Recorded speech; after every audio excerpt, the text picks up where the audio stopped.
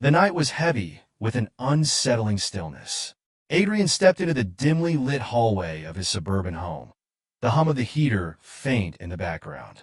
For the first time, the familiar space felt foreign, almost like a stranger's house. He had been married to Rebecca for 8 years, long enough to know her patterns, her moods, her tells. Lately, though, everything about her seemed off. Her laughter felt rehearsed, her silences stretched too long, and her touch had become a memory instead of a constant. Adrian had ignored the signs for months, convincing himself that the late-night texts, hushed phone calls, and Rebecca's newfound obsession with solo dinners were just figments of his imagination. Tonight, however, he couldn't deny it any longer. As he entered the kitchen, he noticed her phone buzzing on the counter, unlocked.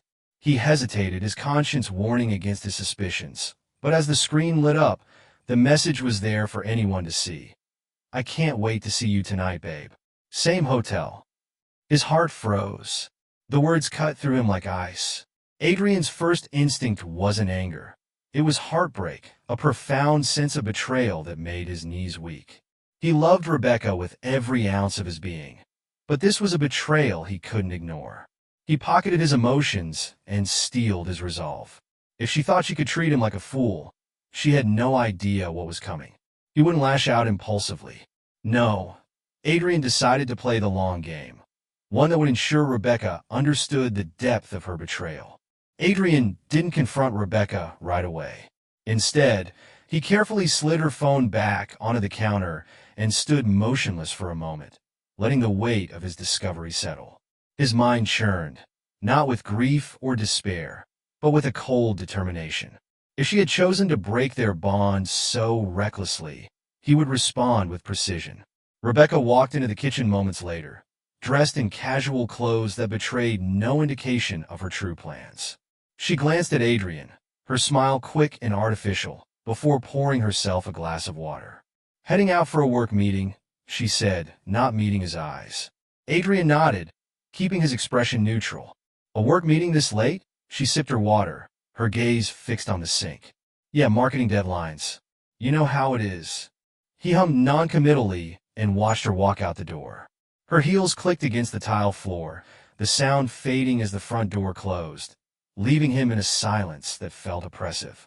Once her car pulled out of the driveway, Adrian moved quickly. He retrieved the spare keys to her vehicle, grabbed his phone, and slipped out of the house into his own car. He knew the local hotel scene well enough, thanks to his years in real estate. It didn't take long to figure out where she'd gone. Rebecca's car sat in the corner of a dimly lit parking lot outside a mid-range hotel. Adrian parked across the street and waited. Minutes felt like hours as he struggled against the urge to storm inside. But that wouldn't do. This needed to be clean, deliberate, and untraceable. He watched the entrance closely. 40 minutes passed before he saw her emerge with another man, tall, broad-shouldered, and dressed in a tailored suit. The man wrapped an arm around Rebecca as they walked toward her car. She leaned into him, her smile radiant in a way Adrian hadn't seen in years. A flicker of rage surged through him, but he tamped it down. This wasn't the moment to act. He snapped a few photos with his phone, careful to capture their faces clearly. Evidence, the beginning of his strategy. The next morning, Adrian's demeanor was unchanged. Rebecca greeted him casually, acting as if the previous night had been just another mundane part of their routine. "How was your meeting?" Adrian asked, sipping his coffee. "Exhausting," she replied, her tone clipped. "I didn't get back until late." He nodded, suppressing a bitter smile. "You worked so hard, Rebecca. I hope they appreciate it." She froze for a split second, her eyes flickering toward him, but recovered quickly. "They do anyway. I've got a busy day ahead." Adrian watched her leave, his mind already racing with plans. This wasn't just about catching her. It was about making her feel the weight of her choices and ensuring she understood just how much she'd underestimated him. Over the next few weeks, Adrian played the perfect husband. He made dinner, took care of errands, and even planned a surprise weekend getaway for the two of them. Rebecca seemed pleased but distant, as if guilt gnawed her, but not enough to stop her doubling behind the scenes. Adrian was building his case. He hired a private investigator, someone discreet and experienced, to gather more evidence. Photos, text messages, even video footage, all of it piled up like a damning portfolio of her deceit. He also began securing his assets. Adrian transferred ownership of their house to his sister under the guise of estate planning. He moved funds from their joint account into a private one, leaving just enough to keep her from noticing. Adrian wasn't just preparing for the confrontation. He was laying the groundwork for a reckoning that would leave Rebecca with nothing. For weeks, he played the dutiful husband while ensuring Rebecca remained blissfully unaware of the storm brewing beneath his calm demeanor. Her behavior grew bolder, more late nights, hushed conversations, and unexplained errands. Each instance was another piece of ammunition for Adrian's arsenal. The private investigator delivered a treasure trove of evidence. Timestamped photos of Rebecca meeting her lover at a swanky restaurant downtown, recorded phone calls where her tone was dripping with affection, and hotel receipts that Adrian paid for indirectly through their shared account. It was humiliating but necessary. The more evidence he had, the stronger his position would be. One evening, Adrian surprised Rebecca with an expensive dinner reservation at an upscale restaurant, the kind of place they hadn't visited in years. She seemed taken aback, but accepted the invitation with a curious smile. At the restaurant, Adrian was charming, attentive, and seemingly unaware of the deceit that hung in the air between them. He ordered her favorite wine, listened intently as she spoke about her projects, and even suggested they take a weekend trip to rekindle their romance. Rebecca smiled, though it didn't quite reach her eyes. "That sounds nice," she said, her voice tentative. Adrian raised his glass to her, saying, "To us," locking eyes with her. Rebecca hesitated for a fraction of a second before clinking her glass against his. "To us," she echoed. The dinner ended with a flourish, a shared dessert, and a lingering kiss that felt as hollow as a plastic smile. Adrian walked her to the car, opening the door for her like a true gentleman. As he watched her drive away, he smirked. Tonight had been a rehearsal for what was to come. Adrian orchestrated his revenge with the decision of a master strategist, choosing their 10th wedding anniversary as the day everything would unravel. Invitations were sent out for an intimate dinner party at their home, inviting close friends, family, and Rebecca's colleagues. Rebecca seemed genuinely excited. "You're really pulling out all the stops this year," she said, her tone warm. "Only the best for us," Adrian replied, his smile masking the fury that simmered beneath. The evening arrived, and the house was immaculate. Candles flickered on the dining table, soft jazz played in the background, and Adrian's charm was in full force. Guests mingled, complimenting the ambience and the thoughtful touches he'd added. Halfway through the evening, Adrian stood to make a toast. Rebecca beamed, clearly expecting a heartfelt tribute to my beautiful wife. "Rebecca," Adrian began, raising his glass, "the woman who has been my partner, my confidant." He paused for effect, his tone shifting. "And the woman who has taught me the importance of trust, loyalty, and vigilance." Rebecca's smile faltered slightly, but she quickly recovered. "Rebecca," Adrian continued, setting his glass down, "tonight is about celebration, but it's also about honesty." He reached behind the bar and pulled out a stack of neatly bound papers. And what better way to celebrate honesty than by sharing a few truths? The room fell silent. Rebecca's face drained of color as Adrian opened the folder. "These," he said, holding up the first page, "are our hotel receipts from the last 6 months. You've been quite the traveler, haven't you?" A murmur rippled through the crowd. "And these," he continued, displaying a series of photographs, "are snapshots of your meetings." He placed them on the table for everyone to see. The damning evidence was unmistakable. Rebecca's voice wavered. "Adrian, please, let's talk about this. "Oh, we'll talk," Adrian interrupted, his voice cold. "But first, let's not forget our guests. They deserve to know the real you." Rebecca's lover, who had also been invited under the guise of professional networking, shifted uncomfortably in his seat. Adrian turned to him with a sardonic smile. "Stand up, Damien. Let everyone see the man who thought he could steal my wife and get away with it." Damon remained frozen, sweat beading on his forehead. Adrian didn't give him a chance to speak. "Don't worry, Damien. This isn't just about humiliation. You'll be hearing from my lawyers soon. Rebecca, too." He turned to the guests who sat in stunned silence. I've spent months preparing for this moment. The house is no longer in Rebecca's name. The joint accounts are already split. And as for the affair, he placed the final document on the table, a printout of a legal complaint, a file for divorce, citing adultery. In case you're wondering, the evidence is overwhelming. Rebecca's eyes filled with tears as gasps and whispers filled the room. You thought you could betray me and walk away unscathed, Adrian said, his voice rising. But tonight, Rebecca, you get to see the full extent of what loyalty meant to me. You didn't just cheat on me, you destroyed our bond. And now, I'm ensuring you face the consequences. The dinner party disbanded in chaos. Rebecca fled the house, her reputation in tatters. Damon, cornered and humiliated, was left without a word. In the weeks that followed, Adrian finalized the divorce, leaving Rebecca with a fraction of the assets she'd hoped to claim. He moved forward, not out of spite, but to rebuild a life free of betrayal. But Adrian wasn't done entirely. He had one last act of retribution planned, one that would ensure Rebecca never forgot the night she underestimated him. Rebecca's life unraveled quickly after that night. The carefully constructed facade she had maintained for so long crumbled under the weight of Adrian's revelations.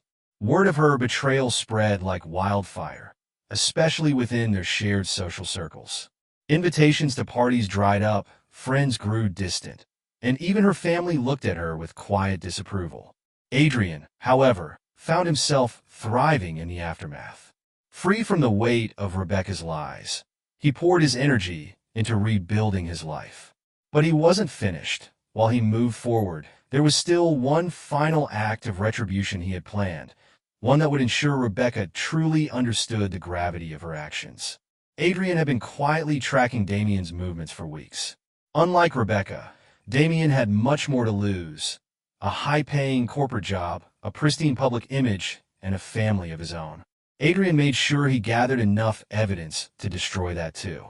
He carefully curated a package of damning materials, photos of Damien and Rebecca together, screenshots of their explicit text conversations, and even a copy of the hotel receipts with Damien's name attached. With everything ready, Adrian mailed the package to Damien's wife, and the fallout was immediate, blindsiding, and furious. She filed for divorce and sought full custody of their 2 children. Damien's company, which prided itself on maintaining a clean-cut reputation, fired him within days of the scandal breaking. Adrian didn't gloat, but there was a quiet satisfaction in knowing the man who had helped wreck his marriage was now facing the same kind of destruction. Rebecca tried to recover, but Adrian had anticipated her every move. She tried to fight for more in the divorce, claiming emotional distress, but Adrian's lawyer dismantled her arguments with cold efficiency. When the judge ruled in Adrian's favor, Rebecca was left with little more than her car and a small settlement. Forced to leave the home she had once claimed as her own, Rebecca moved into a modest apartment on the outskirts of town. Her lover gone and her social connections severed, she was finally alone with the consequences of her choices. With the weight of the past behind him, Adrian began focusing on himself. He took up running, something he'd always wanted to do but had neglected during his marriage. He reconnected with old friends and even took a solo trip to the mountains, finding solace in the solitude and the fresh air. But the most profound change came when he met Lauren. She was nothing like Rebecca, kind, grounded, and genuinely interested in Adrian for who he was. Their connection was immediate but unhurried, and for the first time in years, Adrian felt like he could trust someone. Months later, Adrian ran into Rebecca at a grocery store. She looked tired, her once polished appearance replaced by a haggard, almost desperate manner. She hesitated when she saw him, her expression flickering between guilt and regret. Adrian, she began, her voice tentative, can we talk? He studied her for a moment, considering his response, and finally nodded. 5 minutes later, they stepped outside into the cool evening air. I've been wanting to apologize, Rebecca said, her voice trembling. I know I hurt you, and I'll regret it for the rest of my life. Adrian listened, his expression unreadable. What exactly are you apologizing for? Rebecca asked. For cheating on me? For lying? Or for underestimating me? She flinched at his words. For all of it. I was selfish and I destroyed something good. You didn't deserve that. Adrian nodded slowly. You're right, I didn't. But I'm not the same man you betrayed, Rebecca. I've moved on, and I suggest you do the same. Her eyes glistened with unshed tears. I just wanted you to know I'm sorry. Thank you, Adrian said simply, turning to leave. As he walked away, he felt a sense of closure. Rebecca's apology didn't erase the pain she'd caused, but it was a small step toward letting go of the past entirely. Adrian's life continued to flourish. His relationship with Lauren deepened, built on trust and mutual respect. They traveled together, laughed together, and dreamed of a future that felt brighter than anything Adrian had imagined during his darkest days. As he stood on the balcony of their new home one evening, watching the sun dip below the horizon, Adrian reflected on how far he had come. The betrayal that once threatened to consume him had become a catalyst for growth, resilience, and ultimately happiness. Rebecca and Damon had tried to take everything from him, but Adrian had emerged stronger, wiser, and ready for the life he truly deserved. Months turned into years, and Adrian's life blossomed in ways he hadn't imagined, with Lauren by his side. He found a new sense of purpose, both in his personal life and his career. They opened a small boutique winery together, a passion project that Adrian had always dreamed about but never had the courage to pursue. The winery became a sanctuary, a place where laughter echoed among the vines and the community celebrated life's simple pleasures. But life wasn't entirely free of shadows. Adrian occasionally heard whispers about Rebecca. Her life hadn't improved. In fact, it had spiraled further into disarray. Rumors reached Adrian that she had married another man, a quick, impulsive decision that ended in disaster after only a year. She'd moved to another city, taken on a string of low-paying jobs, and seemed to be drifting aimlessly. One day, while closing up the winery, Adrian received an unexpected visitor. The sight of Rebecca standing at the edge of the property, looking hesitant and out of place, was jarring. She was thinner, her hair streaked with gray, and her clothes hung loosely, as if she'd shrunk into herself. Adrian approached her cautiously. "Rebecca, what are you doing here?" he asked. "I heard about this place," she stammered, glancing around. "I didn't know it was yours. I just wanted to see you." Adrian's expression remained neutral. "Why?" "I don't know," she admitted, wringing her hands. "I guess I needed to say things I couldn't say before." Adrian gestured toward a bench near the vines. "Say them then." Rebecca hesitated before sitting down. She stared at the ground, her voice barely above a whisper. "I've lost everything, Adrian. The house, my reputation, my relationships. All of it. And I know it's my fault. I thought I could get away with what I did, that I'd never have to face the consequences. But I was wrong. You were right about everything." Adrian folded his arms, watching her with a mix of pity and detachment. "And what do you expect me to do with this, Rebecca? Feel sorry for you, forgive you?" "I don't expect anything," she said, tears streaming down her face. "I just wanted you to know I'm sorry for everything. You didn't deserve what I did to you." Her voice cracked, and she covered her face with her hands. Adrian remained silent for a long moment, letting her words hang in the air.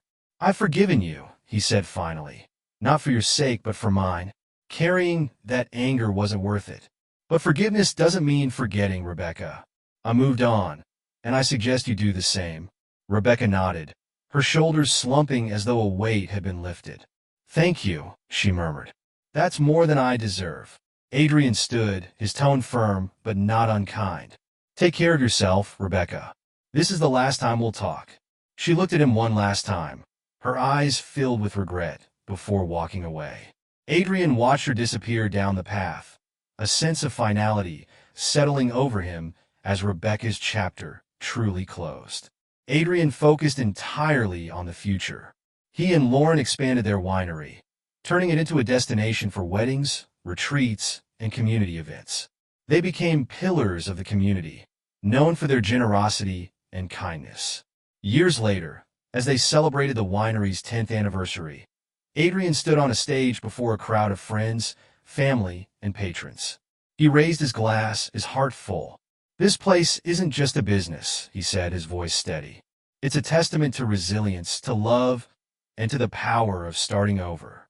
Life isn't always fair, but it's always worth fighting for. Thank you all for being part of this journey." The crowd erupted into applause, and Adrian turned to Lauren, her smile radiant. They clinked glasses, a quiet moment of gratitude passing between them. Adrian no longer thought about Rebecca or the pain she had caused. He had built a life of meaning and joy, and for the first time in years, he felt entirely at peace.